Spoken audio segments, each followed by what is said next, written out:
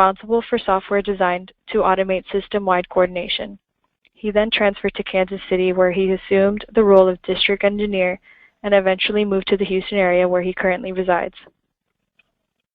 In his current role as Regional Technical Manager, he supports ABB's Substation Automation and Protection Division, providing technical support to customers throughout the South Central United States. Bob is a senior member of IEEE and has authored and presented several papers in power system protection at a variety of technical conferences throughout the United States. He is a registered professional engineer in the states of Pennsylvania and Texas. Bob, I'll hand it over to you. Thanks, Ashley. Well, welcome to the webinar today. And our learning objectives for the next 90 minutes is to cover transformer basics, transformer winding connections, basic differential protection, which is the heart of any large transformer protection, basic differential protection settings, differential measurement issues, and some complementary protection functions that you may or may not be aware of. So let's start with the basics, transformer basics. For some of you, this is probably going to be a review, but the course is intended to cover fundamentals. So first, we'd like to talk about the construction, transformer construction, in case you have not, some of you maybe have not been in a substation or seen a large power transformer. Just wanted to point out some of the major components that make up a transformer. First of all, the high voltage bushings. These are the large ribbed, skirted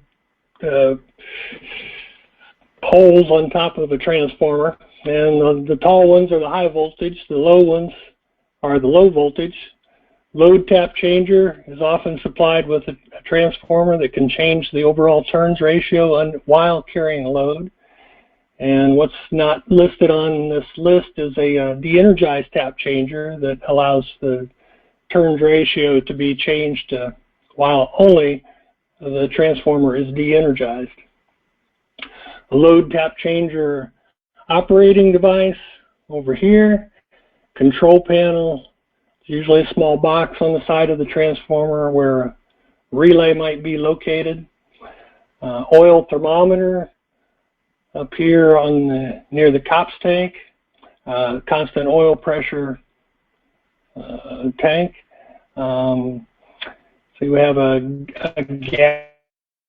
gas located at the top of the tank to accumulate and detect the presence of gas. Radiators on the side to keep the transformer oil cool. The oil conservator, often referred to as a COPS tank up top, I mentioned. Inside is a bladder, and it functions a lot like a baby bottle that has a collapsible bladder inside, or a bag containing oil to allow expansion and contraction of the oil. And a neutral bushing over here, high voltage neutral bushing in this case. So those are some of the components that make up a transformer. Inside the transformer, of course, we have a series of coils and iron core, and heavily braced on the top and on the sides of the coil to resist coil movement. Every time there's a short circuit, external or internal to the transformer, those coils want to move both radially and axially, and so they're heavily braced to minimize the movement. This particular core diagram shows 3 windings: high voltage winding to the outside, medium voltage in the middle, and low voltage to the inside, surrounding a laminated iron core. And of course, what a transformer does is it transforms from one voltage level to another voltage level, and the electrical energy is converted from electrical energy to magnetic energy and then back to electrical energy. So there are a number of different winding arrangements for transformers. 2 winding transformers can be YY, as indicated by the little symbol above each winding. Could be Y delta, delta Y, and A close cousin to the transformer, usually lumped into transformers, is a shunt reactor for keeping the voltage up on long transmission lines. This is an example of a 3-winding transformer that's Y delta, and an auto transformer, which is a tapped single winding on each phase. There's a number of different bad things that can happen to transformers. And first and foremost, and most common, is winding failures. And there can be, they can fall into a number of different categories. Turn-to-turn insulation failure, usually the result of a through fault on aged insulation, and the insulation breaks down and it's no longer pliable and doesn't do its job. Another major culprit is moisture getting into the oil, degrading the insulation capabilities of the oil inside the transformer. Just general deterioration, especially on the insulation, as mentioned earlier. The internal and external faults that can stress the transformer both thermally and mechanically. It can lead to premature insulation breakdown. And probably the second most common type of failure in a transformer is associated with the tap changer. Tap changer is a mechanical device with lots of linkages. It's basically a rotary switch that changes the overall turns ratio in the transformer. And that's, being a mechanical device, it's subject to mechanical failures, electrical failures, stressed also with short circuits. It's filled with oil, so you can always have an oil leak and lose its insulation capability inside. And it's the electrical contacts can be subject to overheating. Bushing failures, probably the third most common type of failure in a transformer. These are where the connections are made to the system, the high voltage and the low voltage. They have relatively small amounts of oil inside the bushing, so almost any level of moisture is going to cause a problem and can lead to failure. Subject also to aging, contamination, cracking of the porcelain or polymer, flashovers due to animals crawling along the bushing and causing a short circuit.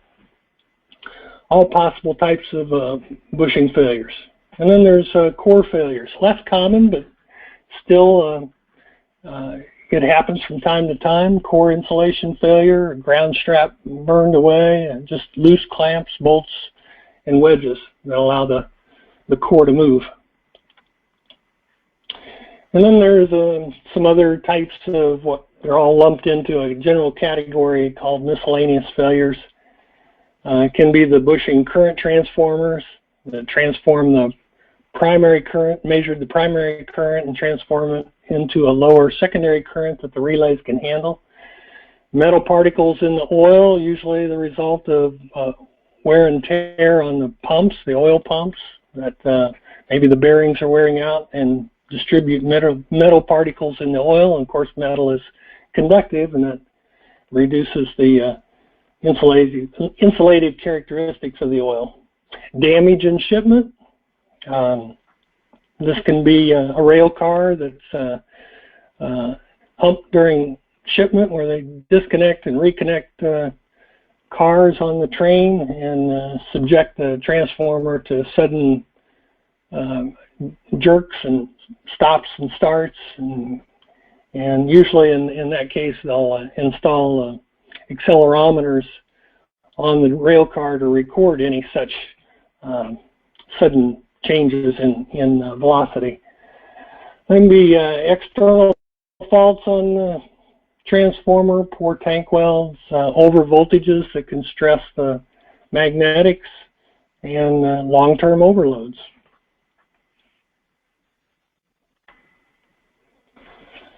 IEEE offers this guide as the types of transformer failures and what percentage they occur as a function of the overall types of failures. And winding failures are at the top of the list. About 55% of transformer failures are due to winding failures. Turn-to-turn, insulation breakdown. These are basically shorts inside the transformer. Tap changers come next, about 21% due to tap changer failures. As mentioned, it's a mechanical device, and anything mechanical can wear and break down. Bushing failures, third on the list, not quite as common. Could be moisture in the oil again, or just loss of oil. Those three categories by far are the main culprits when it comes to transformer failures. Less common are in the single digits are transformer or terminal board failures, core failures, miscellaneous failures. But that makes up the general category of most failures in transformers. So let's talk about transformer winding connections. Now this slide shows a simple single-phase transformer with a primary winding and a secondary winding. And of course, the purpose of the transformer is to transform from one voltage level to another. So E sub P represents the primary voltage applied to the primary winding, and E sub S is the secondary voltage. And the two voltages are related by the transformer turns ratio, which is simply the ratio of the number of turns on the primary around the iron core and the number of turns in the secondary. The turns ratio in this case would be N sub P divided by N sub S. That determines the ratio of the two voltages.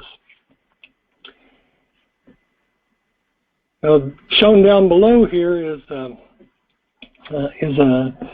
kind of a schematic of an ideal transformer with the losses or the external characteristics of the transformer shown. For example, this is the primary impedance. So the primary current traveling through the primary winding impedance is going to create some loss in the transformer, heat loss, and likewise there's a secondary impedance, which consists of the impedance of the secondary coil and the losses associated with that. Now, in addition, though, there's losses in the iron, and that's consisting primarily of the magnetizing current, the inrush current when you energize the transformer, as well as the hysteresis loss in the iron. So the hysteresis loss is more or less a steady state loss, and the magnetizing current is an inrush type current. This equation relates the three sets of currents: the primary current, the iron losses, hysteresis, magnetizing current. And so the primary current, N sub P times I sub P minus N sub P times the quantity IH plus IM results in the secondary current times secondary turns ratio. One thing that always holds true in transformers is the turns ratio, amp turns equals amp turns. So the amp turns on the primary is equal to the amp turns of the secondary, plus, if you have a tertiary, the amp turns on the tertiary. So the amp turns should always add up. And hysteresis and magnetizing currents can't be directly measured because they're iron-type losses. This is an example of a three-phase transformer. Shows three cores here, and each core is associated with a phase: A phase core, B phase core, C phase core. And wound around each core is the primary winding and the secondary winding. So there's different ways you can connect these coils together, and they have a major impact on the transformer protection. They can be connected delta, they can be connected Y.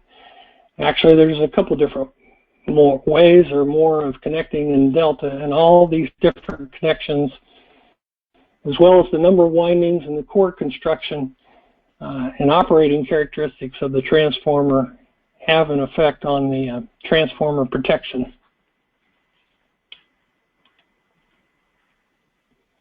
So here's a schematic of a basic three-phase transformer showing the A, B, C phases, the primary and the secondary of each phase. Turns ratio, again, is the ratio of the high side turns divided by the low side turns. We also show here the polarity connections on each coil, and polarity is very important. The high side is, at least in ANSI transformers, is labeled with H's, H1, H2, and H3, along shown here, as well as an H0 if a neutral is brought out and provided. On the low voltage is labeled with X's, X1, X2, X3. And again, if the neutral is brought out, we have an X0 bushing. And sometimes there's a third or fourth winding. If there's a third winding, bushings are labeled with Y's, Y1, Y2, and Y3.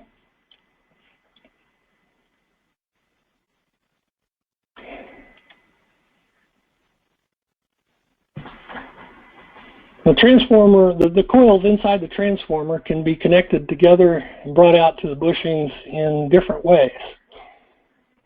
If the transformers are manufactured according to ANSI standards, the American National Standards Institute, there is a defined relationship, phase relationship of the high side with the low side counterparts. In other words, A phase on the high side versus A phase on the low side, B with B and C with C.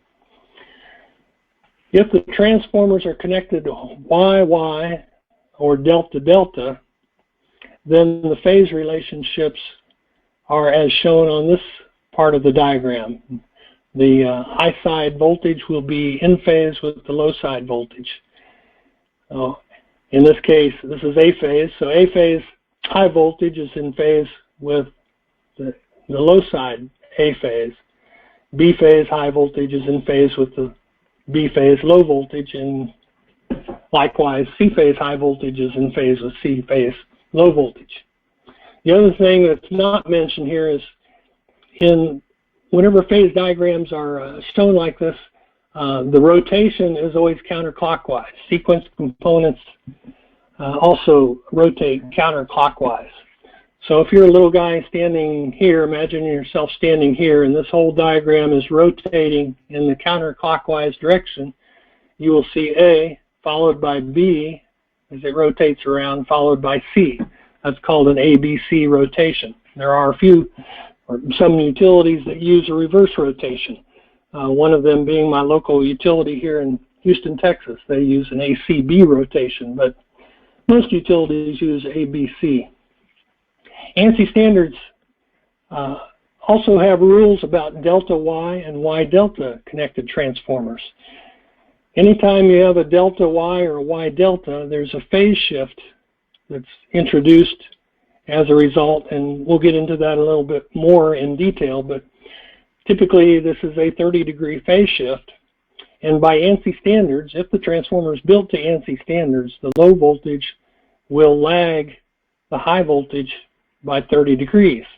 And you see that here. Here's the high voltage at a 0-degree reference point, and the corresponding low voltage phase is 30 degrees behind as the whole diagram rotates counterclockwise. And a little bit later we'll see where that 30-degree phase shift comes about and why it's present.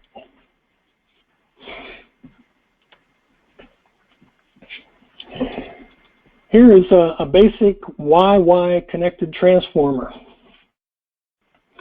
Okay, the high voltage bushing shown here on the left, the low voltage bushing shown on the right, the polarity marks on each set of coils, A phase, B phase, and C phase.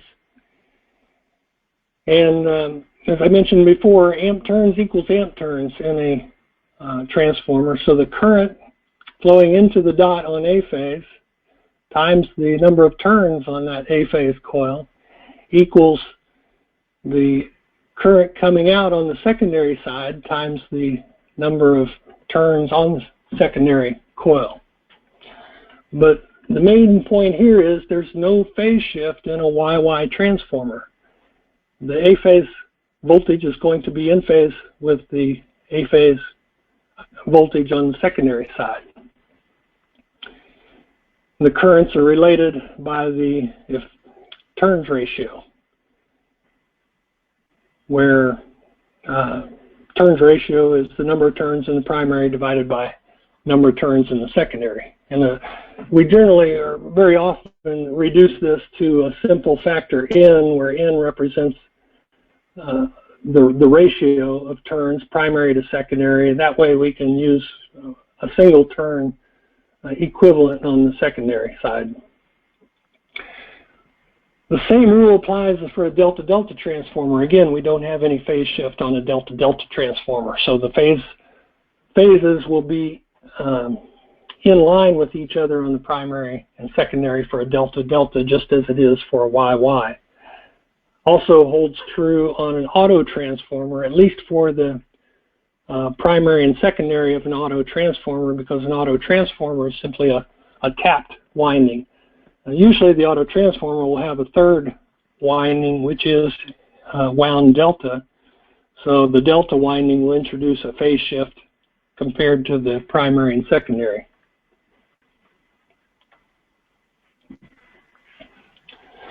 So here's a diagram showing ANSI standard connections, high voltage and low voltage. But these are for Y delta and delta Y combinations. The top two diagrams here show a Y delta. The primary is connected Y. So we have a Y phasor relationship. The delta, or secondary, is connected delta. Now from this middle neutral point, which is floating, if I draw a Y inside of the delta, I can see that the phase relationship at the X1 bushing, which would be the A phase on the secondary side, is lagging the A phase on the of the primary. So the voltage is going to be lagging the primary voltage by 30 degrees, assuming again that it's built to ANSI standards. Transformers built for use in other parts of the world may not follow this rule. Similarly, for a delta Y wound transformer, where the delta is on the high side and the Y is on the secondary side, if once again I draw a Y in and look at the A phase voltage on the high side, I see that it is leading. If I redraw it over here, the same angular relationship on the secondary side, I see that it is leading the corresponding voltage, A phase voltage on the secondary side.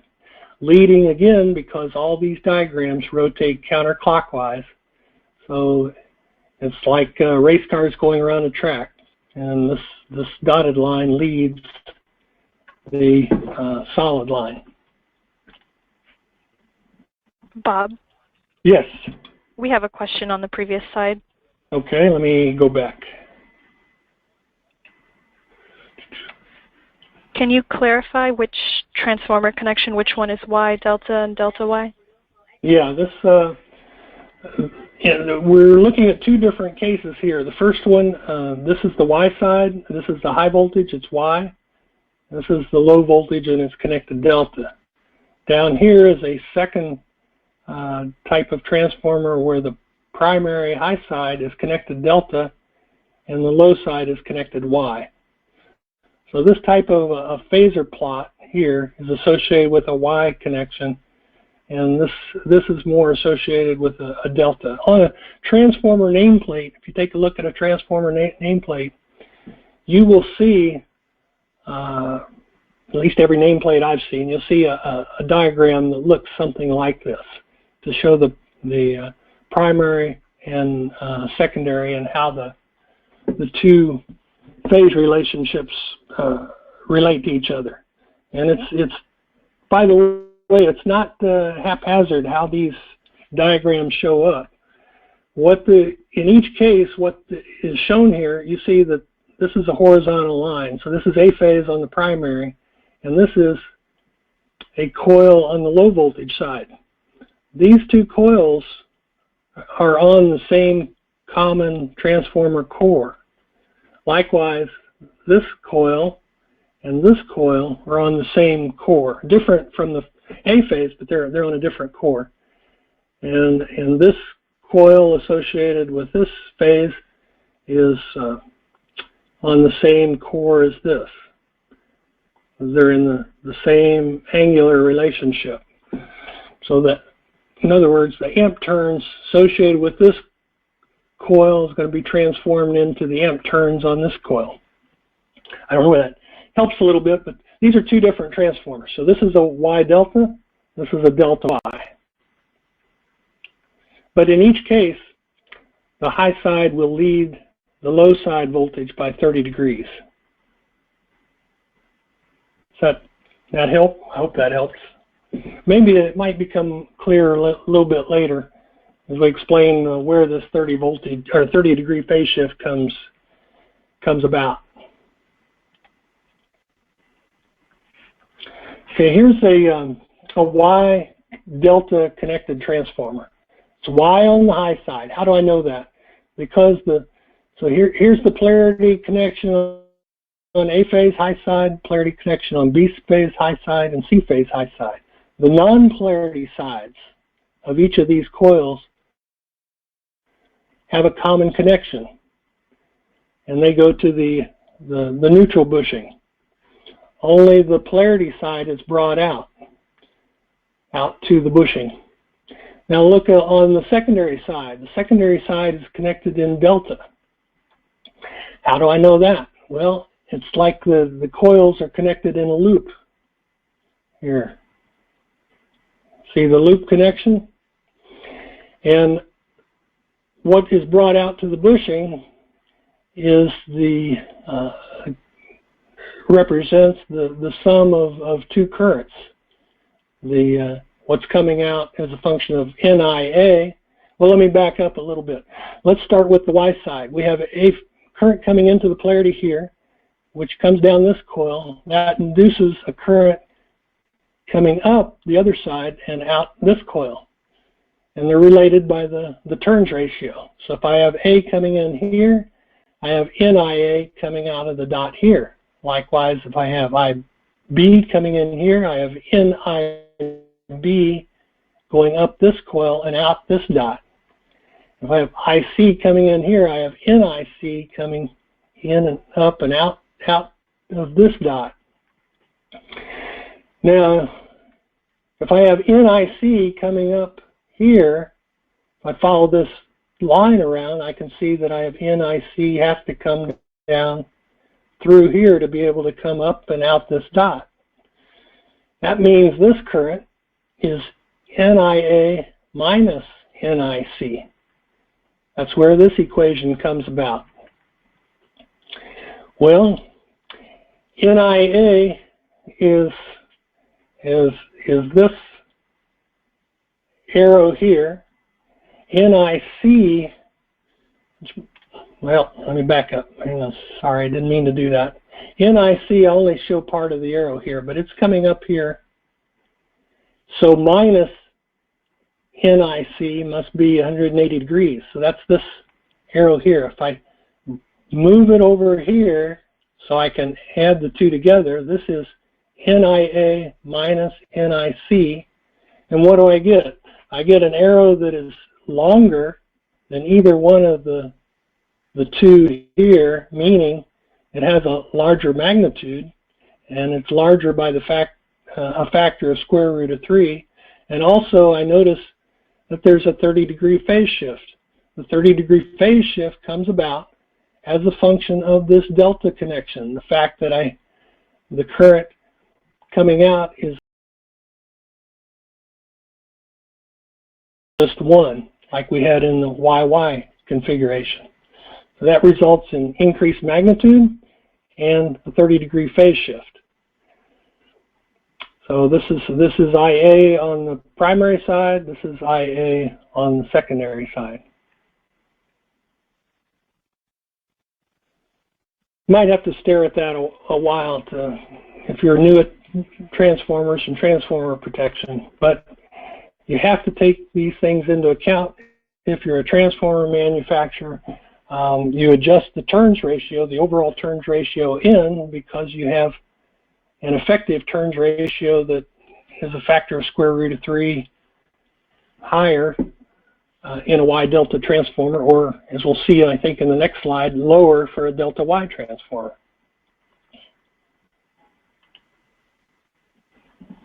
Yes, this is the next slide. In this slide, the primary is connected delta. The delta may not seem obvious at first, but we're forming a loop here that's connects all 3 coils in a closed loop. It's the Y side that's connected delta. The neutral side of each coil is connected together to the neutral bushing. And using a similar process, if I always start at the Y side, in this case I know NIA is going out of the delta, out of the Y on the secondary side. That means it's coming into the coil. It means IA is coming into the same coil on the primary. So I have IA coming in here, IB coming into the dot here, and IC coming into the dot here. Well, if IB is coming into this dot, that means it is coming around through the coil and back up to this junction point. So I have IB coming into this dot, IA going out of this dot. By Kirchhoff's law, that means that this current is IA minus IB. Currents going into the dot equals into this dot is equal to the sum of the currents going out of the dot. So this is IA minus IB. I'm not going to talk too much about this A operator. It's too short of a webinar to get into details about that, but A simply means that there's a phase shift, and A represents 1 at angle 120 degrees. So A squared is 1 at 240 degrees. So all this means is that B phase is 120 degrees away from A phase. Let's see if I can show that here. So this is A phase. This is B phase coming down here. So that's where the A squared relationship comes from. You have 120 degrees times 120 degrees rotates at 240 degrees. But I don't think that's a super critical thing to remember at this point for transformer protection. Just know that there is a 30-degree phase shift. In this case, though, the square root of 3 factor, this pesky square root of 3 factor that always shows up when we have a Y delta or delta Y transformer, in this case, it affects the overall turns ratio because it's in the denominator. The little n represents the effective turns ratio. The big N, capital N, represents the actual turns ratio around the coil. So in this case, the effective turns ratio is N divided by square root of 3, whereas before it was N times square root of 3. So the manufacturer takes this extra square root of 3 factor into account by adjusting the actual turns ratio of the primary and secondary windings, so he gets the desired voltage relationships. But we still have to deal with this 30-degree phase shift.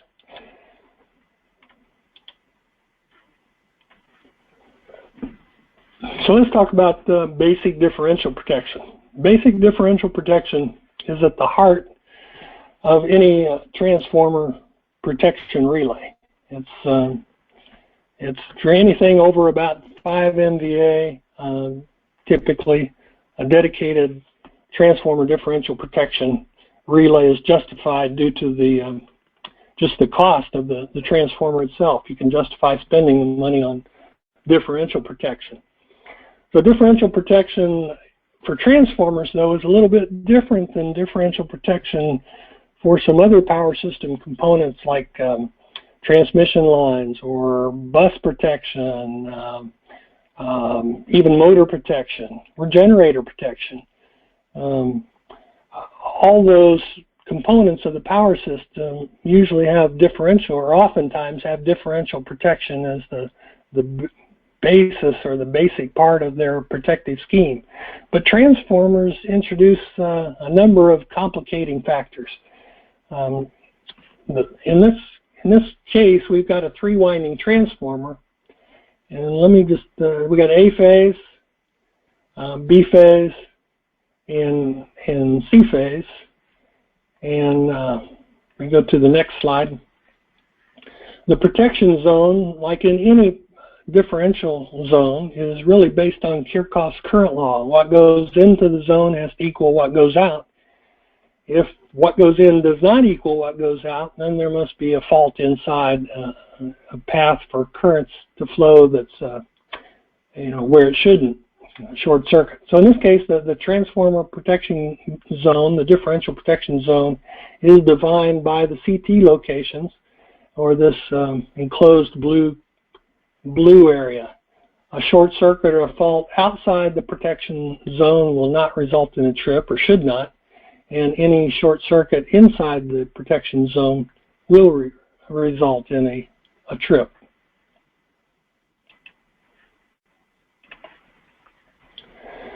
And that's just shown here. Here is either outside the CTs, this imaginary zone covered by the CT locations. If there's a short circuit outside on the low side or outside on the high side, the differential protection should not trip. It should only respond to short circuits inside the zone of protection.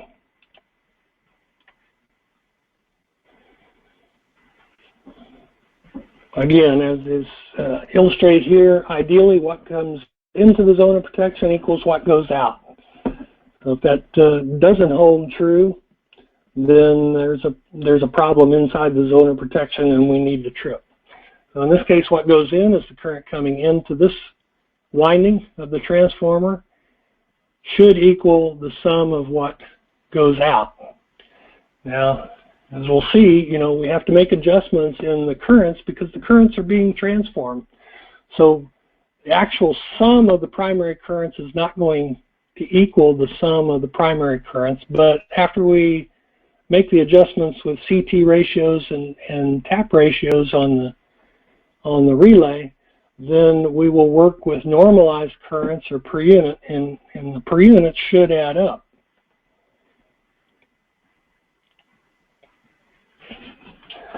So as this slide indicates, in theory, the transformer differential protection is summing up the currents. It's a simple concept, but not quite so simple when we try to implement it. It requires the correct application and connection of current transformers. Polarity is extremely important, and understanding of the power transformer winding connections, characteristics, and operation.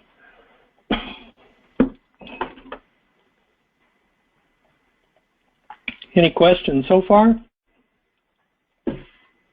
Okay, we'll keep moving.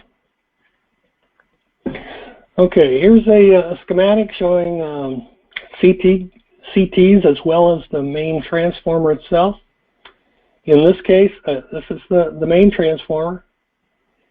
The high side is connected Y. How do I know that? Because the neutral sides of each coil are connected in common to a ground. So this is a Y-grounded primary connection.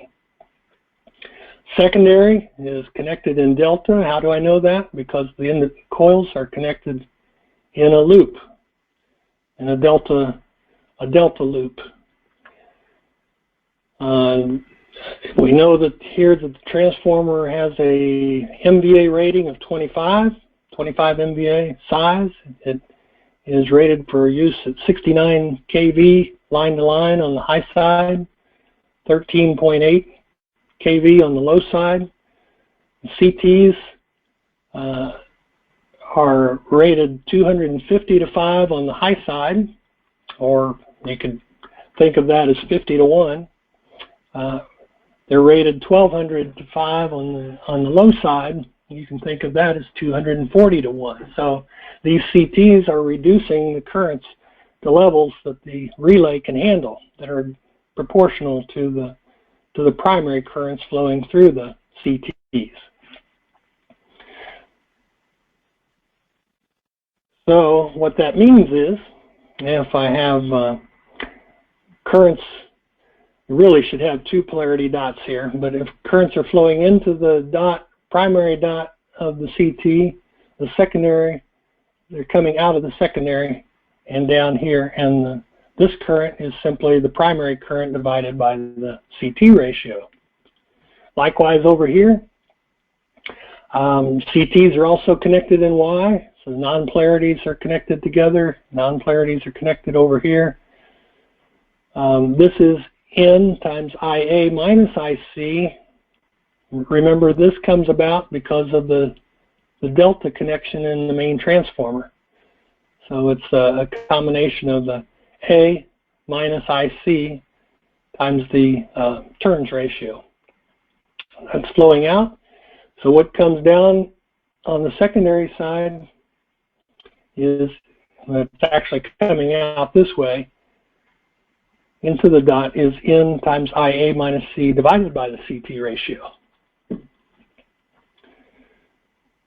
Now, the first problem we see right here is that we have IA minus IC, or rather IA divided by the CT ratio coming into the relay, and IA minus IC times some factor divided by CT ratio going out. So even if I adjust the CT ratios to where I think the currents will work or be equal coming into the relay versus going out of the relay, I've still got the angle phase shift to deal with. So I have to do something about that, either inside the relay or outside the relay. Oh, and by the way, in transformer differential protection, we're generally treating a differential protection on each separate phase. So we have a differential protection on phase A, a differential protection on phase B, and a separate differential protection on phase C. In electromechanical relays, these are independent, physical relays. In microprocessor relays, they're almost always lumped together in one box, but each phase is treated independently. So we have a restraint coil, two restraint coils, and the difference in the two currents is coming into the operate coil and actually causes an operation or a trip. And whether the relay trips or doesn't trip is a function of the ratio of the operate to restraint currents. Okay, let's take a look at a transformer differential protection. The same transformer that we were looking at in the previous slide, 25 MVA. First thing I want to do is calculate the rated primary currents on the high side and low side. And the equation for doing that is voltamps divided by square root of 3 divided by the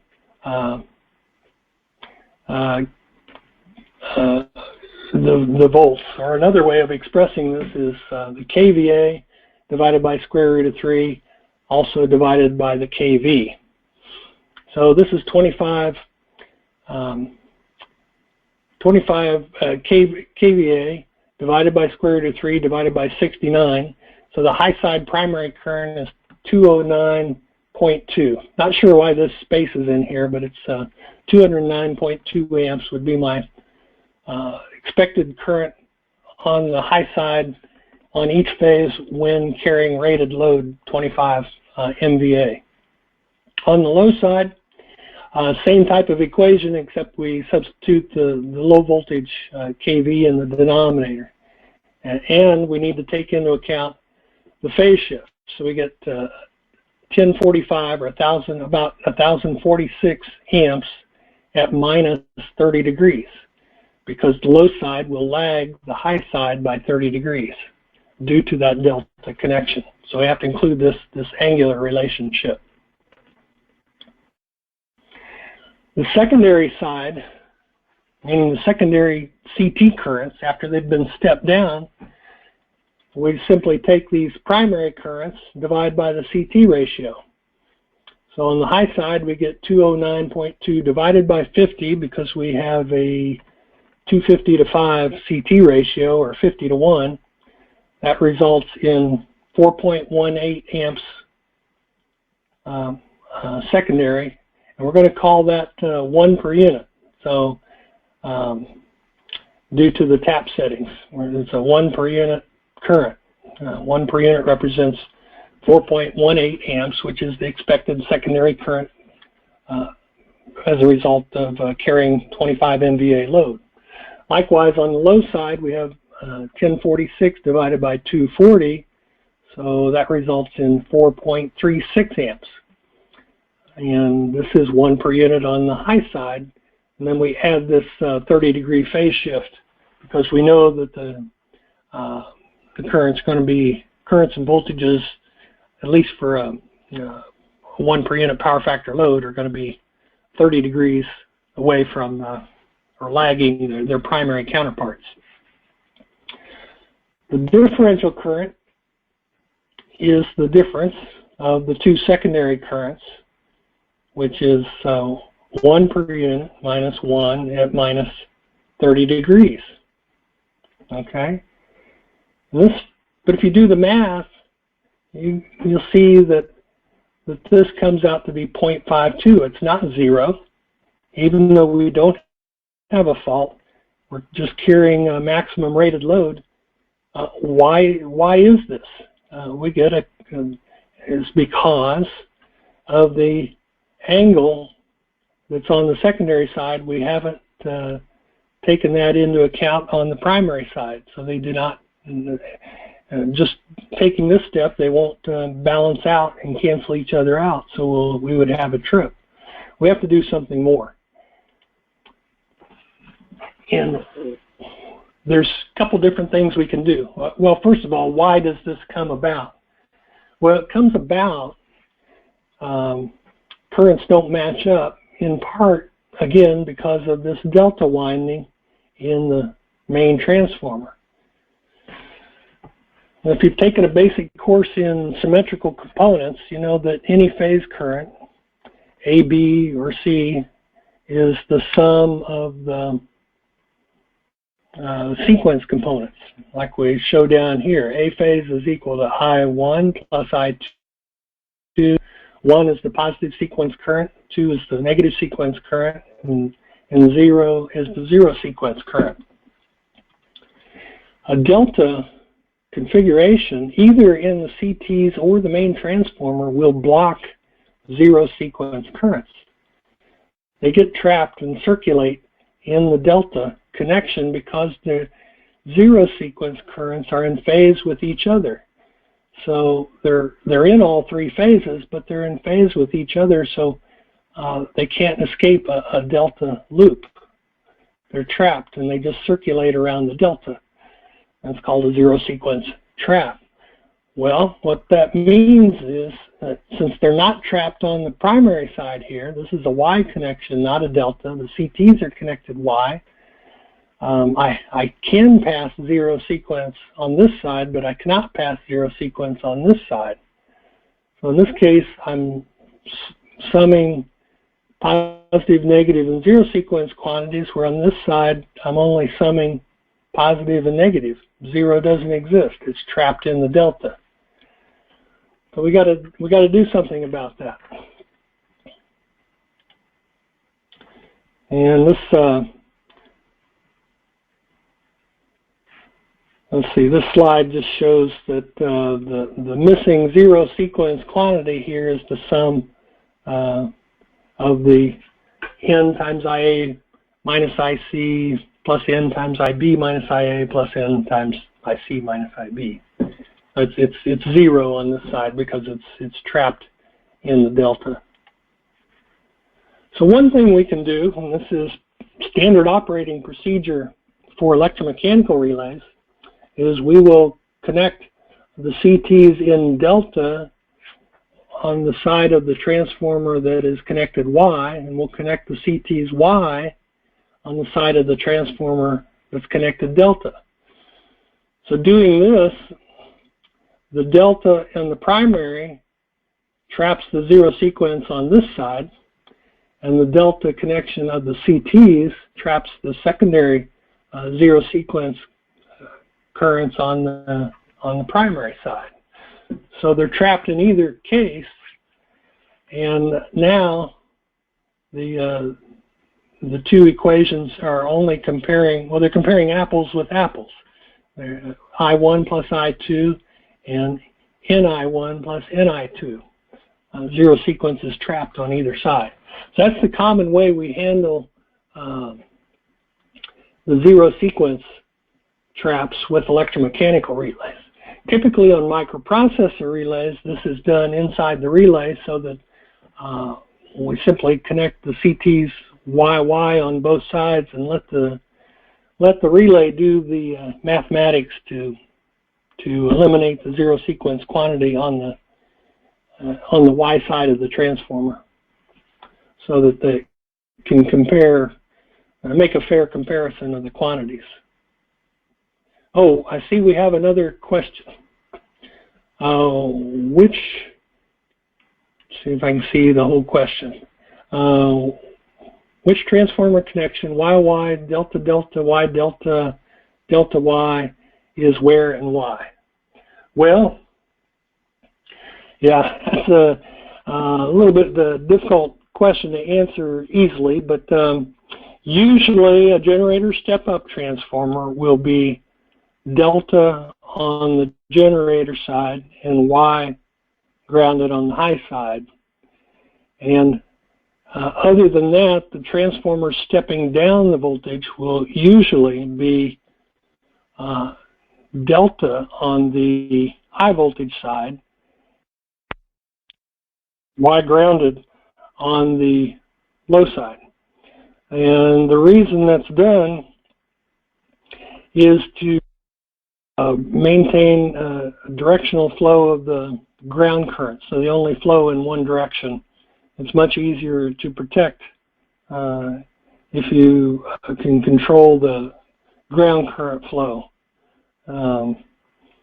Now, if you want the zero sequence quantities to pass through, then you use a YY type winding configuration. If you want to trap the zero sequence quantities on either side, basically isolate the load from the source, then you might use a delta delta. And so the zero sequence quantity and more or less isolates each side on line to ground faults. One side isn't affecting the other side.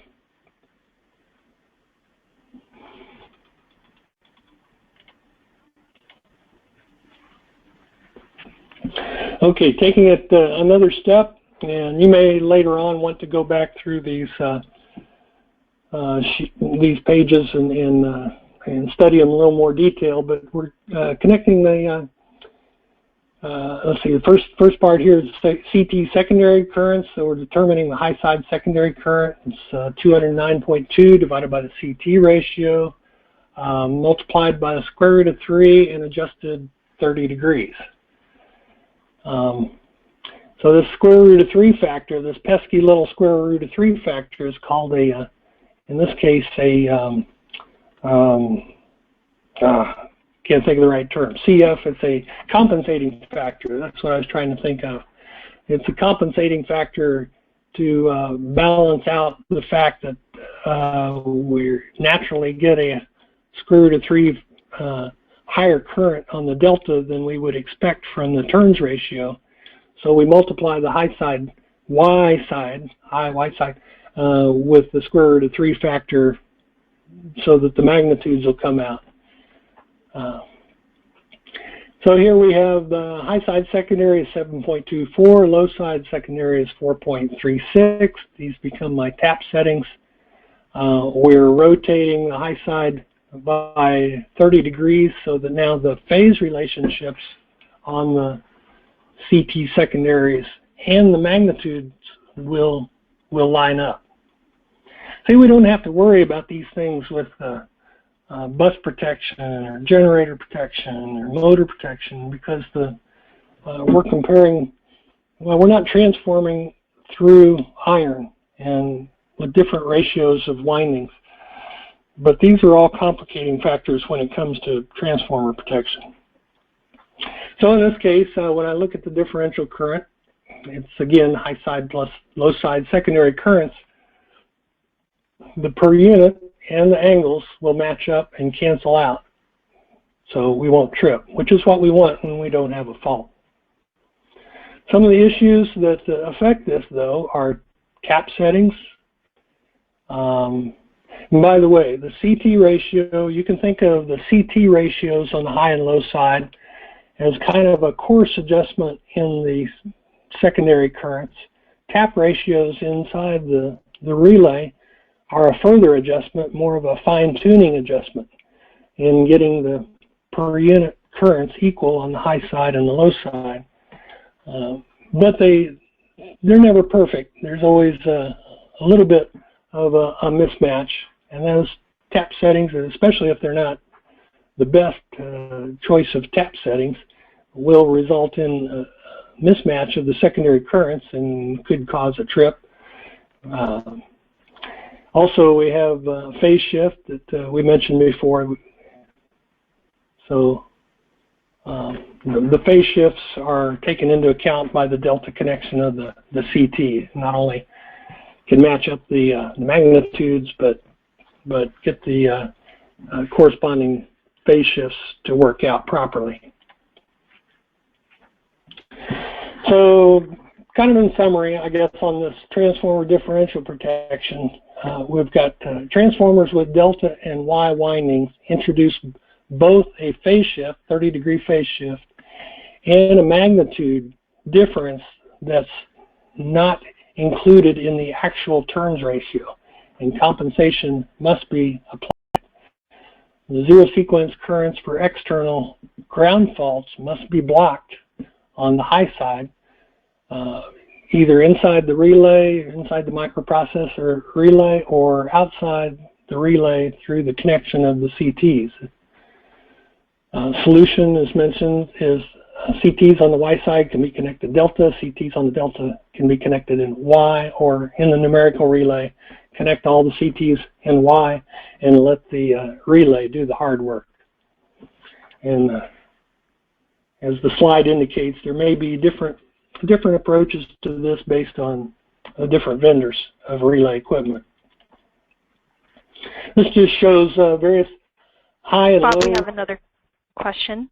Okay, what's the question? I don't see it in the chat. The question is, when and where are high impedance differential protection and low impedance differential protection used? Well, that's really kind of a personal preference in my mind.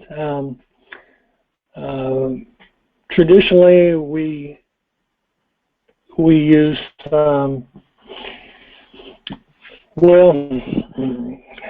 impedance and low impedance. Well, I normally think of high impedance and low impedance associated with bus differential protection, not so much with transformer differential protection.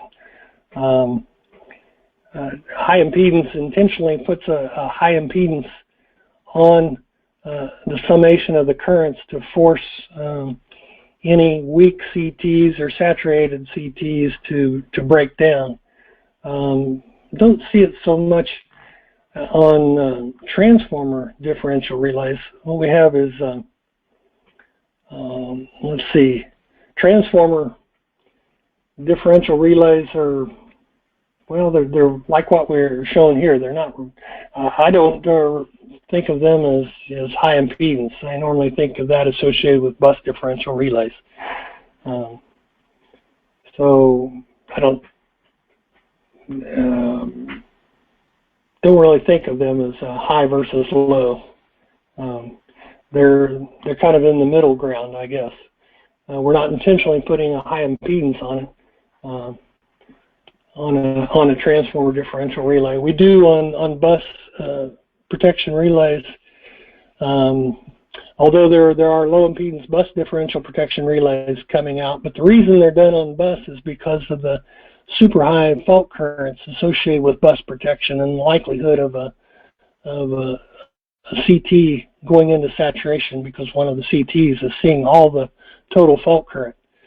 And a CT that's saturated can cause misoperation of a bus differential scheme. So we add, a lot of times we'll add high impedance, intentionally high impedance burden on the current summation to force false differential currents through the already saturated CT. And kind of a long-winded explanation and a completely different topic, bus protection. Transformer protection, not so much of a problem. Of course, there is a problem with saturating CTs, but it's handled a little bit different way. And we'll get to that in a later slide, hopefully. This is shows different winding configurations of transformers: delta Y, delta delta, Y delta, YY, delta Y, and a Y delta. These have different phase shifts than the ones up here. These are ANSI, these are non-ANSI. Why? Because high side should always lead the low side on a delta Y, Y delta by 30 degrees. The point here is that whenever you have a Y delta or a delta Y, you've got a square root of 3 compensating factor that needs to be applied on the Y side in order to get the magnitudes of the currents to match up properly. And then you handle the phase shifts as well, but in a different way. This is strictly for the magnitudes. So every case where we have a delta Y or a Y delta, you'll see this square root of 3 compensating factor on the Y side. And it's an additional multiplying factor. Basic differential protection settings. Take a look at this. Just an example, simple example. 25 MVA transformer, 69 kV line to line on the high side, 13.8 line to line on the secondary side, and the transformer impedance is assumed to be 7%. We have 250 to 5 ratio CTs on the high side, 1200 to 5 on the low side. This is an ANSI transformer, so we have a phase shift of 30 degrees, and the low side compensating factor is square root of 3. Why? Because the secondary side is the Y side in this case, and so the compensating factor of square root of 3 is applied to the Y side on a delta Y or a Y delta transformer. So to go through the math, it's shown down here below. I won't repeat it, but we have, this is the equation: 25 MVA, 25 times 10 to the 6 divided by square root of 3 divided by 69 kV, 69 times 10 to the third, results in 209 amps at rated load on the high side, 1046 amps on the low side. The through fault current is simply the numbers we previously calculated. Oops, hang on a second. Go back 2 slides. Numbers we calculated for rated load current divided by the per unit value of the impedance. So we take those same numbers, put an additional 0.07 per unit, or 7%, in the denominator, and we'll get the maximum close-in external fault current. And this assumes a infinite bus relationship. We're ignoring any impedance in the system when we do this calculation. So it can't be any more than this. It could be less depending on the system impedance. CT ratio, okay, CT ratio is 250 to 5 or 50 to 1 on the high side, 1200 to 5 or 240 to 1 on the secondary side. So the secondary currents are 4.18 and 4.36 amps respectively. We add the compensating factor on the Y side, so we multiply the 4.36 to 7.55. So this means from a magnitude aspect only, ignoring the phase shift for a moment, magnitude only, that I would expect when I have secondary currents of 4.8 coming in to the relay from the primary side, I should have 7.55 amps flowing out of the relay on the secondary side. The tap, we select tap settings close to these two numbers. Whatever available tap setting is closest. So we choose 4.2 amps because we have 4.2 available on the relay. Ideally, we'd have 4.18, but we may not be able to adjust it that closely, especially with an electromechanical relay. You have 6 tap settings. And likewise, on the low side, we'll choose a tap setting of 7.5, which is pretty close to 7.55. We set the harmonic restraint. Now, harmonic restraint, what's that? Well, the relay has to discriminate between transformer energization and an actual fault inside the transformer. When you energize a transformer, you get a huge inrush of current.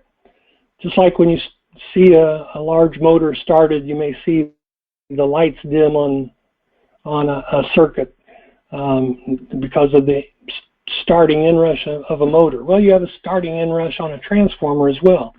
Even if you don't have any load connected on the secondary side, you'll have a inrush current coming into the transformer, which lasts a few cycles. So that will cause a difference in current and would cause a transformer differential relay to trip if you took no action. And what we have to do is we have to be able to discriminate between that inrush and an actual fault in the relay or in the transformer. And that's done through the harmonics that are on the circuit at the time. It turns out inrush is very high in second harmonics. It also is fairly high in fifth harmonics. But fifth harmonics can come from other sources. So probably the most common restraint method is whether or not there's a high level of second harmonic in the currents that are being measured. So we put in the electromechanical world, we would put a second harmonic filter and use that to block the relay from tripping if there were a lot of second harmonics present, typically over 10 to 15% of the fundamental. So that's a way of discriminating between inrush and fault. And you need to select a slope, typically 30%. It says that we're requiring a 30% difference in the currents before we think about tripping. It's the threshold. A 30% difference in the per unit currents we're talking about. And that's when you have a plus or minus 10% load tap changer. You also need to select a minimum operate current. That is a minimum level of difference before you consider tripping. And typically that is also around 30% or 0.3 per unit. Then there's the unrestrained or high set differential current. And that kind of depends on the size of the transformer. Very large transformers will have a lower ratio, like this, maybe six times tap. A very small transformer tends to have a higher high set current, maybe 8 or 10 or 12 times tap. But what this is saying here is that if the differential current is so high that it has to be a fault inside the transformer. It's well beyond any kind of inrush or normal operating conditions, then you don't restrain it by the harmonics. You go ahead and let it trip, regardless of the harmonic content, because it's just so high it has to be an internal fault. Well, this is what the characteristics might look like. You have a minimum operate current. In other words, the difference current has to be above a certain level, certain per unit level before you consider tripping. And then above that, you require a certain percentage difference. Above this line is the operating or trip range. Below the line is the non-trip range or restraining region.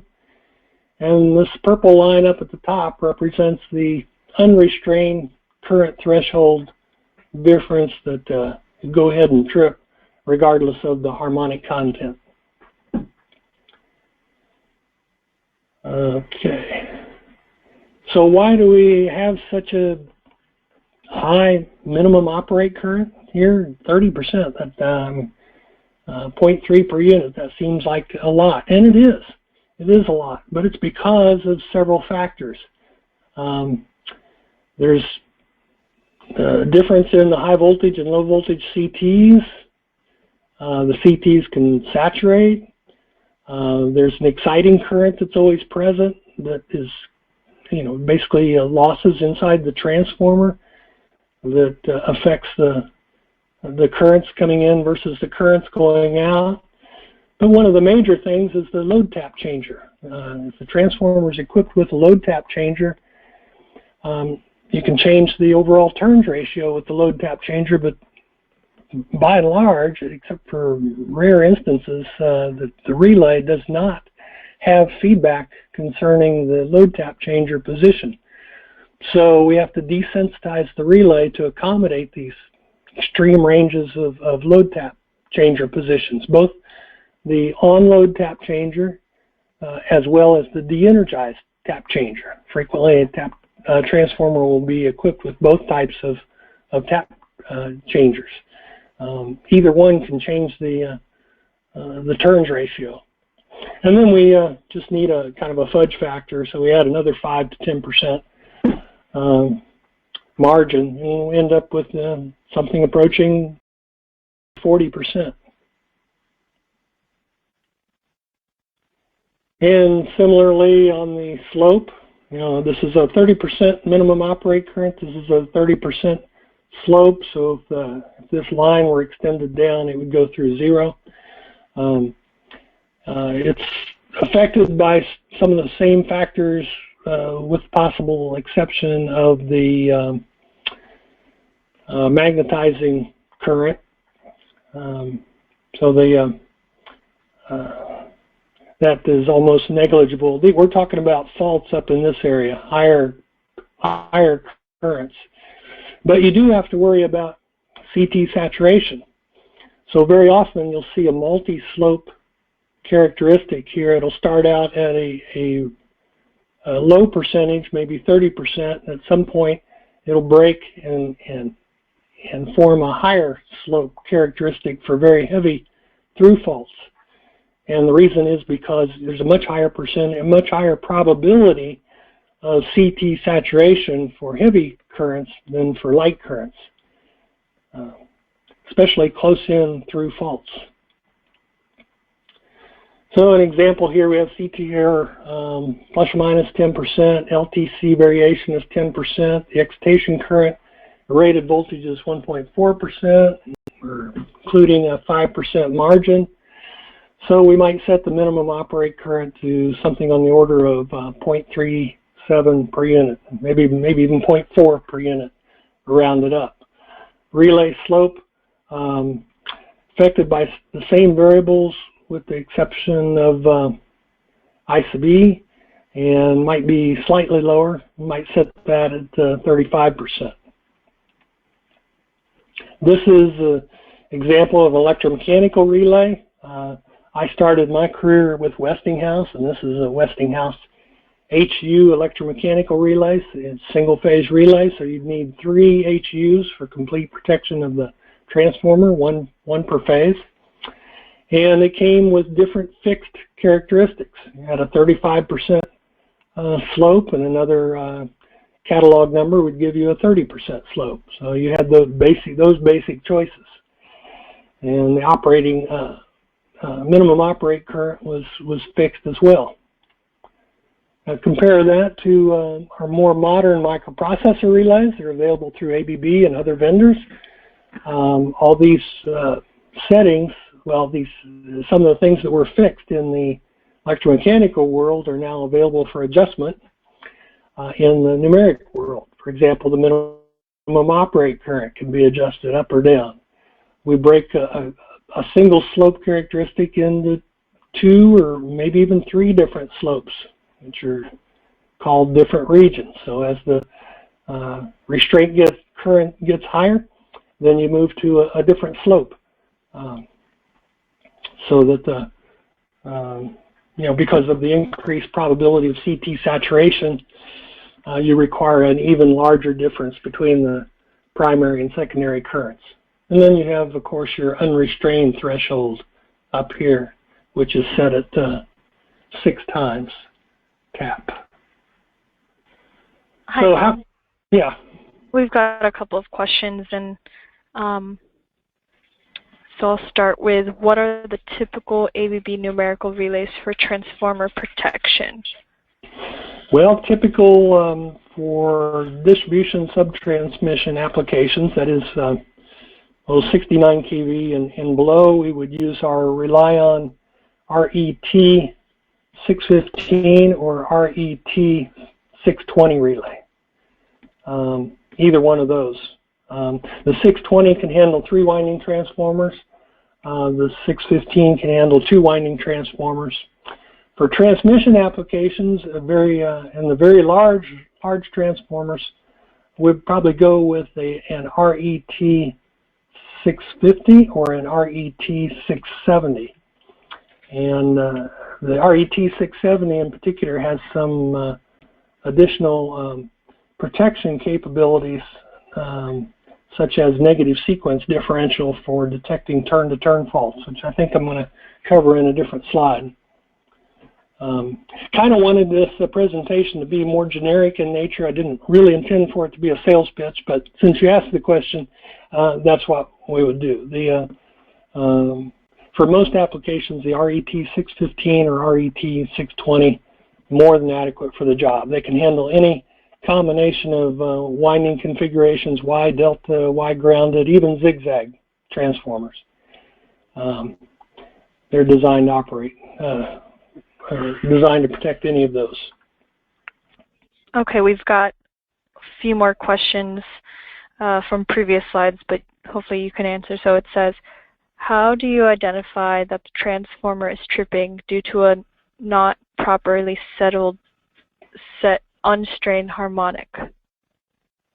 Unrestrained harmonics. Unrestrained harmonic.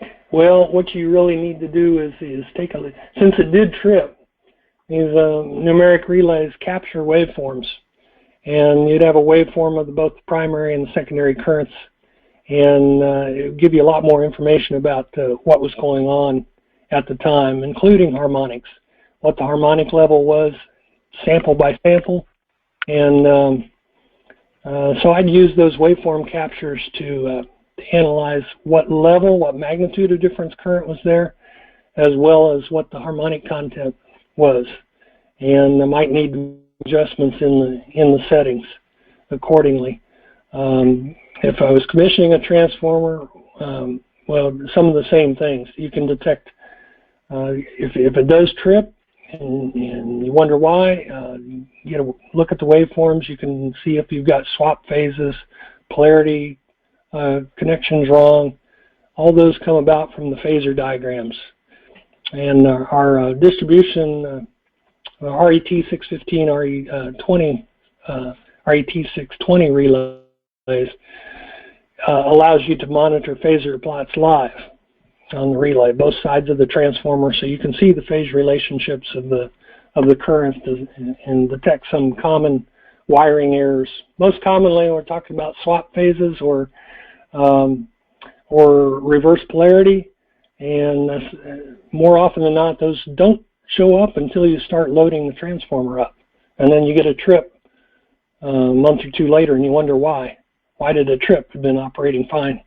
Well, it's because the load, the difference finally got up to the point where you got, due to the miswiring or connection problems, the difference was enough to finally trip the relay.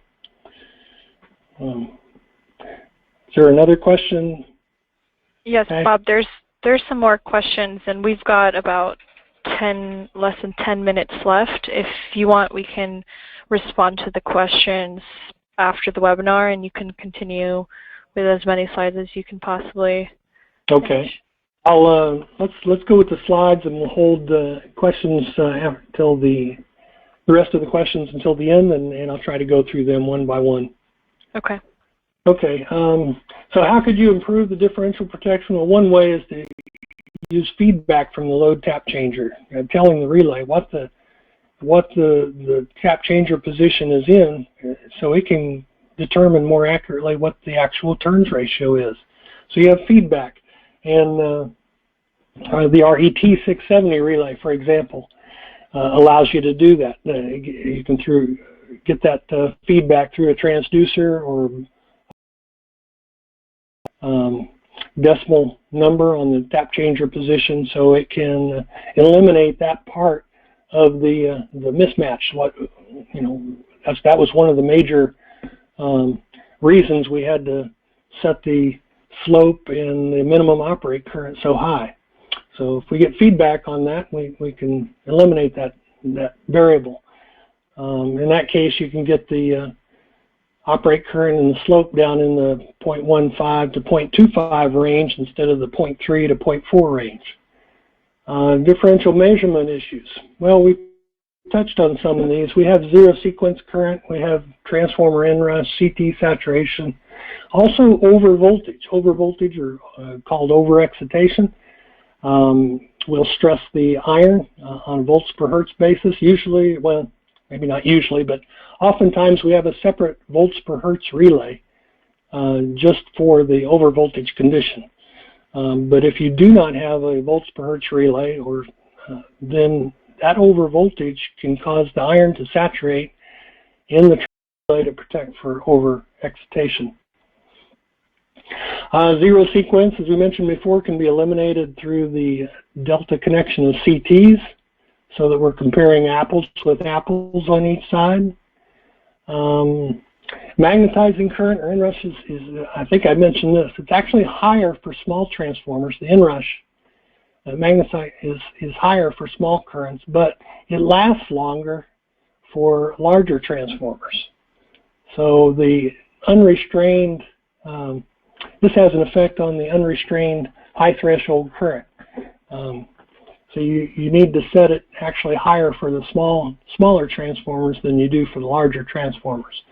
You can talk to your transformer manufacturer to get an idea of the inrush. Also, the instant of the switching takes place. The inrush is affected by what point of the waveform the transformer is energized. And of course, we got three phases on a breaker, three breaker poles, and that pretty much operate at the same time, maybe ever so slightly a millisecond apart, but generally they open and close at the same time. What that means is they're not opening and closing at the same point on the waveform of each phase, because the phases are 20 degrees. So the maximum inrush on any phase will occur when the transformer is switched at voltage 0. And just statistics indicate that around every 5th or 6th transformer energization will result in high values of inrush. It's more or less a random thing, and also is affected by the remnant of the flux that remains in the iron when the transformer when the breaker was opened in the first place. So on the energizing side, the inductance is a function of geometry. Low voltage windings wound closer to the magnetic core has less impedance because the coils are smaller. and they're not as long, but as you wrap more and more coils on top of each other, the outer windings are much longer, have a higher impedance. So the result of that is if the transformer is energized from the low side, you tend to have higher inrush currents than when they're energized from the high side, which is probably the reason why the high voltage side is usually the outer winding. It's one of the reasons anyway. Remanence, which is the residual flux in the core, that also results in higher inrush. And the impedance of the system. We oftentimes ignore the impedance of the system, but the impedance of the system will limit the currents into and through the transformer. So you get the highest inrush at large generating plants where you have the lowest system impedance to limit that current. And this slide shows some harmonics associated with different conditions: internal fault, CT saturation, and inrush. The fundamental, meaning the 60 hertz component, as well as the higher order harmonics, second, third, fourth, fifth, sixth. And one thing you can come away from based on this chart is why we so often harmonic to distinguish between a magnetic inrush and these other conditions, because its second harmonic is so much higher for magnetic inrush than it is for these. So we use that most often to distinguish between inrush and a fault condition.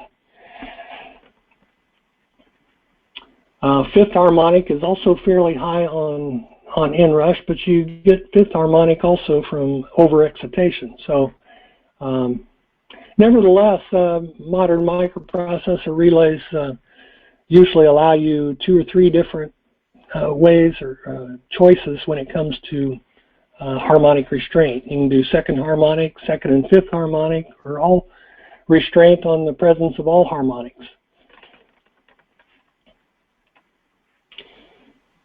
As noted here, usually, or the most common, is second harmonics in a percent of fundamental to distinguish between inrush and short circuit, and the threshold is usually somewhere around 10 to 15%. Short circuit current has usually has a fairly low second harmonic, and it decays pretty fast too. Maybe only lasts a cycle or two. So even if it did temporarily block, it's probably only going to block for the first cycle. More sophisticated transformer differential relays will have more sophisticated means for maybe not considering or blocking on second harmonic. Well, they take more things into consideration, let me put it that way, and have more restrictions on whether second harmonic is used to block or not. Minimum second harmonic and maximum peak of inrush occur when the transformer is energized at voltage angle 0, and protection engineers need to set the relaying based on the data provided by the transformer manufacturer. These are some of the things that a relay might take into account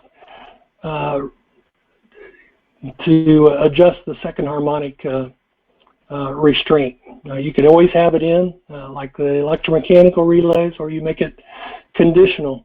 Maybe switching restraint levels based on if you just energize the transformer and taking input maybe from a 52B contact on the breaker.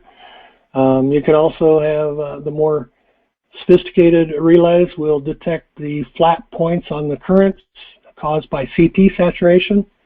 But just very quickly go back to previous slide. You see these flat points. That's an indication of CT saturation. This is a slide showing overexcitation, and point is, for overexcitation, we pretty much universally look at the fifth harmonic because you get a lot of fifth harmonics for overexcitation, high volts per hertz ratio. You also get it on the third, but we can't use the third because you get so many third harmonics from other things besides over-excitation. And over-excitation exists when the volts per hertz exceeds the design limit of the transformer. So as the ratio implies, you can get high voltage or low frequency. Either one will cause the volts per hertz ratio to be high and possibly saturate the iron. Some other types of protection you may not be familiar with, we do offer in some of our transformer relays. One is a restricted earth fault protection, which is very common a type of protection in Europe. It hasn't caught on too much here. I really like it. It's only effective on the Y winding of a transformer. So it's only protecting the Y winding, and it's used to complement the conventional phase differential protection. And all it is doing is summing up the A, B, C, and neutral currents. They're all connected galvanically together, so you don't need to worry about load tap changer positions. You don't need to worry about inrush. It's a very sensitive protection for the Y winding. So it complements phase differential protection quite well. Another type of protection is negative sequence differential. It's used for turn-to-turn fault protection. As mentioned before, phase differential protection at roughly 30% difference before you even think about tripping. So how are you going to detect a turn-to-turn fault when you require a 30% difference to trip phase differential? Turn-to-turn is only going to short out, 2 or 3 turns. Change the very little overall change in the overall turns ratio. In the past, we've kind of tried to do this with sudden pressure relays, but they're relatively slow and they tend to misoperate for through faults. But a negative sequence differential is really neat. You get negative sequence currents whenever you have an unbalance in the system or inside the transformer. If the unbalance occurs outside the transformer, negative sequence currents going in will go right through the transformer. So a differential will cancel each other out. But if it's inside the transformer, the turn-to-turn fault will cause negative sequence currents to flow each direction out the primary winding and out all available windings from the point of the turn-to-turn fault. So you have currents going out this way and you have negative sequence currents going out the other way. And those currents will not cancel out because they're not going in the same direction. In fact, they add up. And so you can get very sensitive turn-to-turn fault protection with negative sequence differential.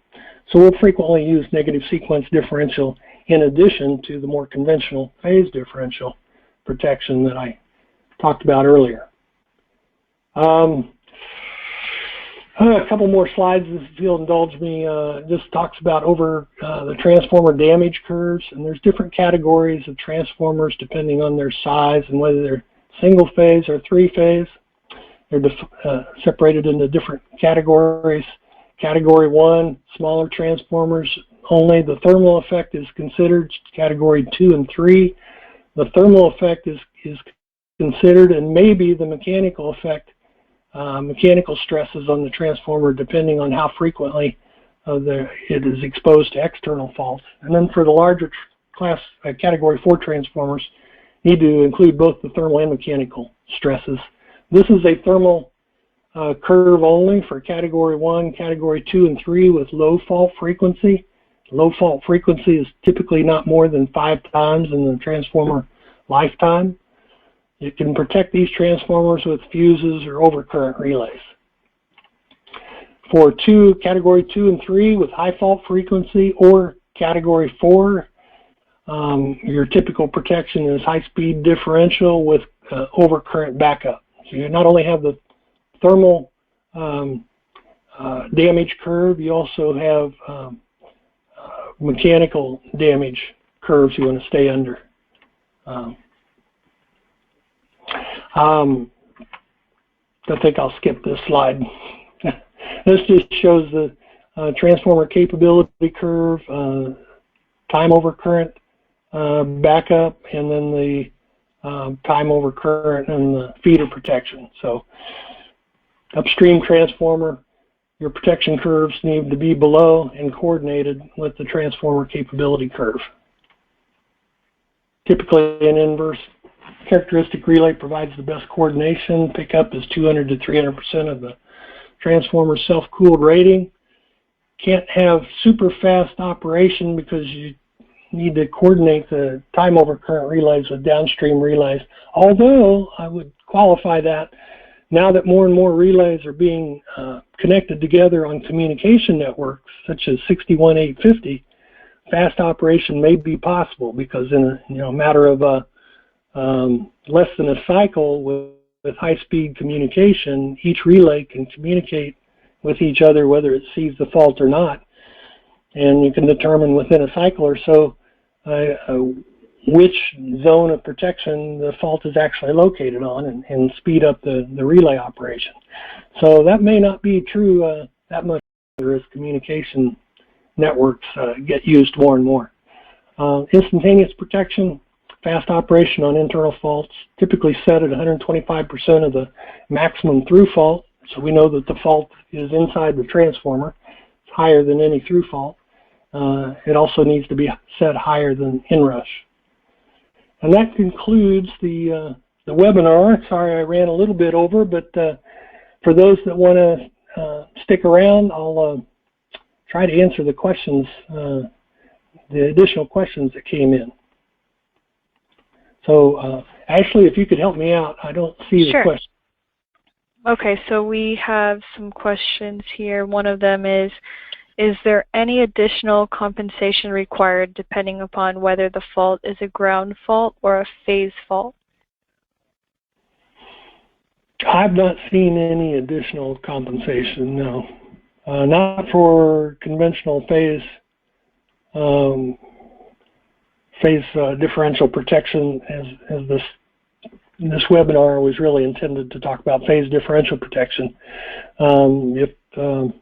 There's nothing more that I'm aware of above and beyond what I've already discussed for phase and ground faults. Okay. There's another question here. Now, let me qualify that a little bit. Sometimes transformers are high resistance grounded, so you may not have much ground fault current to flow because of the resistor that's put in the neutral. That's going to limit the amount of ground current. So in those applications, so you won't get very much current, very much differential current. So for solidly grounded, no. Utility applications are typically solidly grounded. Industrials may use resistance grounded, and you need to have enough current to detect that you found. The purpose of resistance grounded basically is to continue to operate even when you have a line to ground fault, to keep the process going. So you need to be able to detect that, have enough current that you can detect it, and then track down where the fault is and eliminate it before another phase is involved, because you have another phase. Now you have a phase-to-phase fault, and that's going to be quite serious.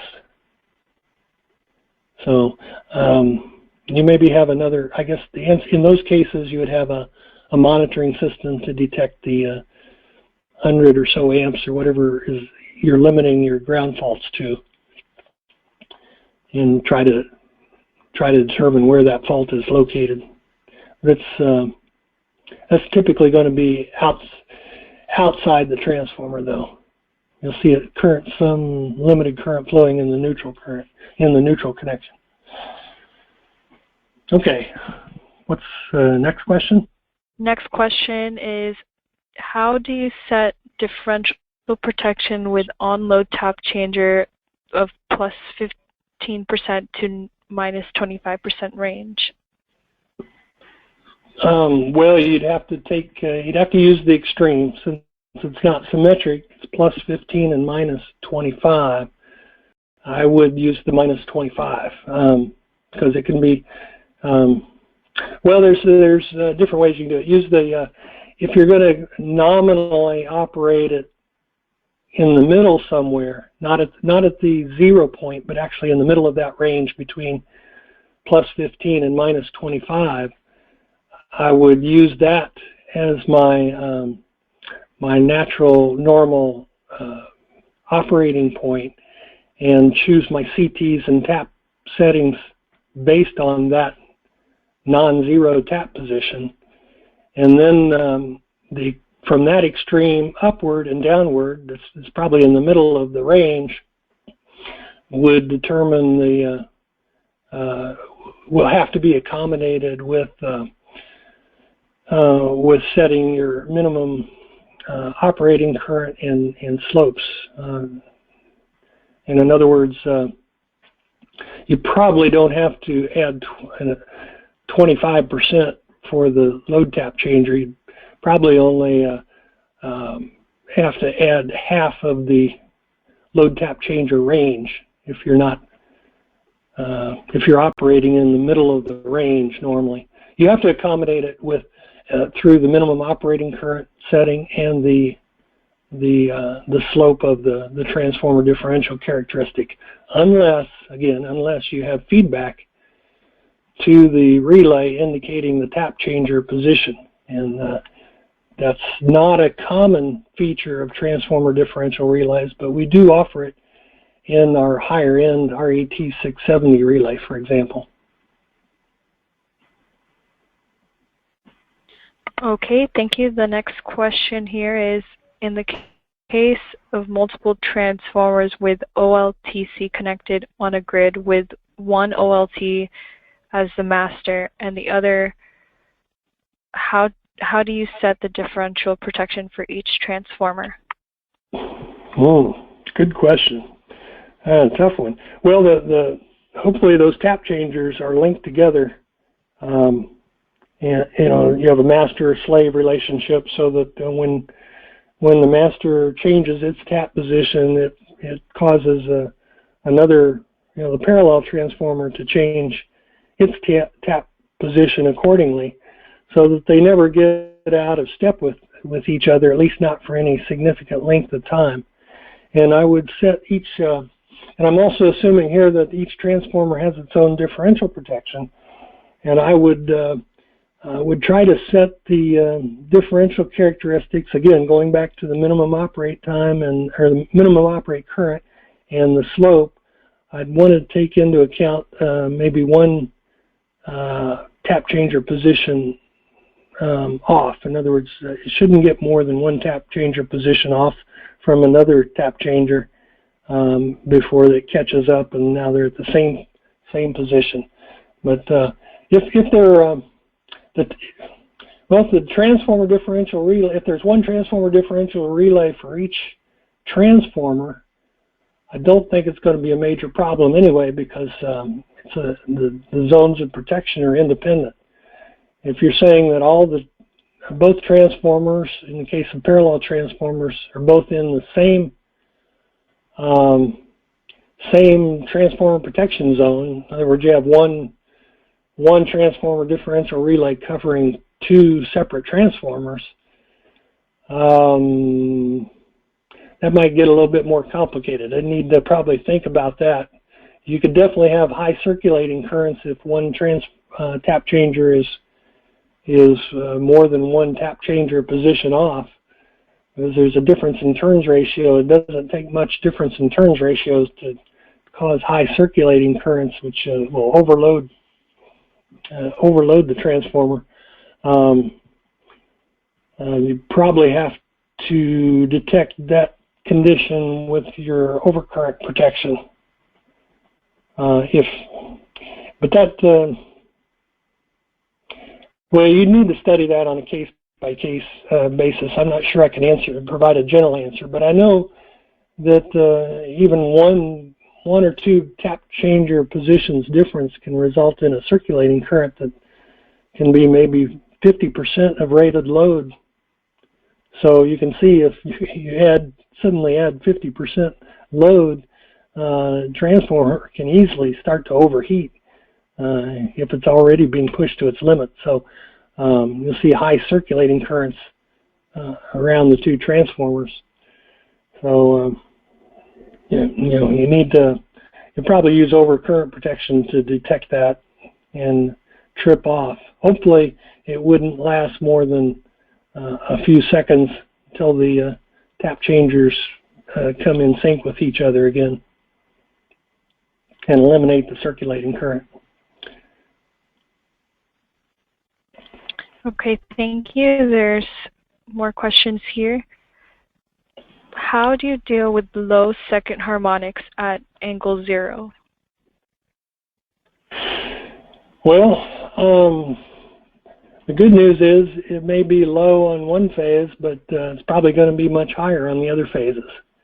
And typically what you do, at least with the modern relays, is use something called cross-blocking.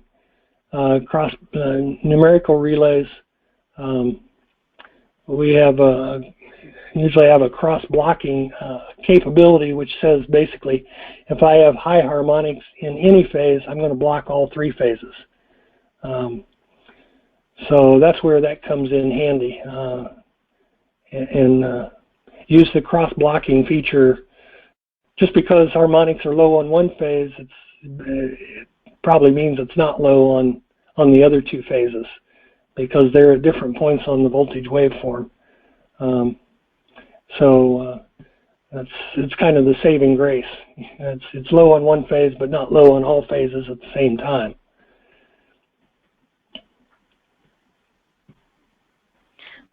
Okay, and the last question here.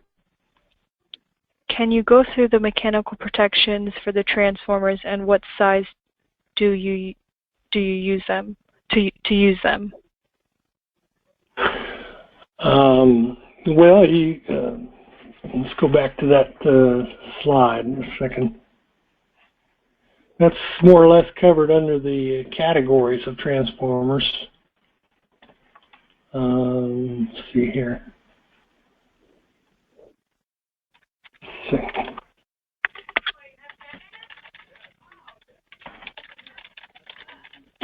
Okay, this slide was showing the different categories defined by, I think it's IEEE C57.109. Not sure if it's been updated since 1985, but in 1985 anyway, the standard called for 4 different categories of transformers, and you can see the relative sizes here for single phase and 3-phase. So if we're talking single phase, it's any category 1 is 5 to 500 kVA. 3-phase category 1 would be 15 to 500 kVA.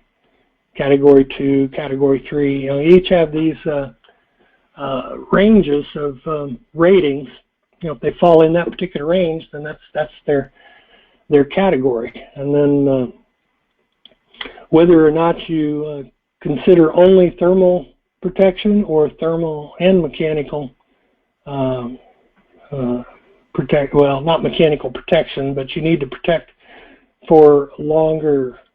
You have to restrict the amount of fault current much tighter for mechanical protection. When you have a heavy through fault, for example, I think I may have mentioned this, the coils want to expand. They want to repel each other, and they want to expand out, and they want to expand vertically. And we try as best we can as the transformer manufacturers to keep those coils in place through heavy bracing, or maybe the shell form design of a transformer, which practically it encircles the coils with iron, or with the iron core. Anyway, you get into these bigger transformers, and the forces become stronger. They want to tear the transformer apart. So you brace it heavily, but when it comes to the protection, you want to limit the amount of time. This is time versus current. You want to limit the amount of time that it can see these very heavy currents, because the mechanical forces are, if I remember right, they're roughly proportional to the square of the current. So you want to limit that time, the duration of the current, much tighter than you would otherwise limit with just the thermal protection. It can take it thermally for a while longer, but it may have already done the mechanical damage. So this is just an indication when you get into the mechanical damage, is a possibility of mechanical damage for the larger transformers, is when you want to consider differential protection, high-speed differential protection to trip out quicker, or in backup overcurrent protection. They're designed to trip faster. Or the thermal overload is a slower type inverse time characteristic. It can take it thermally, but may not be able to take it mechanically. Each through fault is going to contribute to aging of the transformer. It's maybe break some wedges or rub the insulation until it's worn away some insulation, may eventually cause a turn-to-turn fall. So the insulation is a function of, insulation aging is a function of both time and temperature, but also through faults, mechanical through faults, stresses the insulation and causes the windings to rub against each other and further degrade the insulation. So I don't know whether that answers your question, but you go back to the categories of the transformer and to determine the categories as well as how frequently it's likely to see through faults, heavy through faults, and use that as a guideline to determine whether you need bus differential protection. Transformer differential protection and backup overcurrent protection.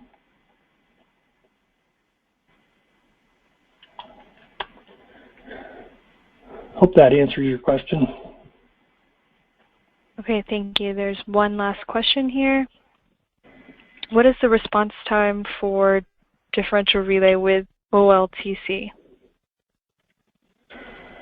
Well, the differential OLTC doesn't affect the speed of the differential relay. It affects the sensitivity of the settings, whether it will pick up at all or not. But assuming it picks up, typically electromechanical differential relay or microprocessor-based differential relay is typically going to operate in about 1 to 1.5 cycles, something like that. And then, of course, that's just the relay time. Then you got the breaker time. Relays operate the breaker, and breaker may take 3 to 5 cycles.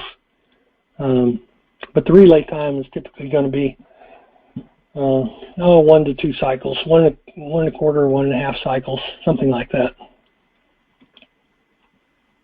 And it's not dramatically different for electromechanical over microprocessor relays. You've got different things going on, but the end result is they operate in about the same amount of time. All right, thank you, Bob. I think that was the last question. Thank you to those attendees who are still with us. And if you would like the presentation, it's included in the handout section of the webinar panel. All right, thank you, Bob. Thank you all.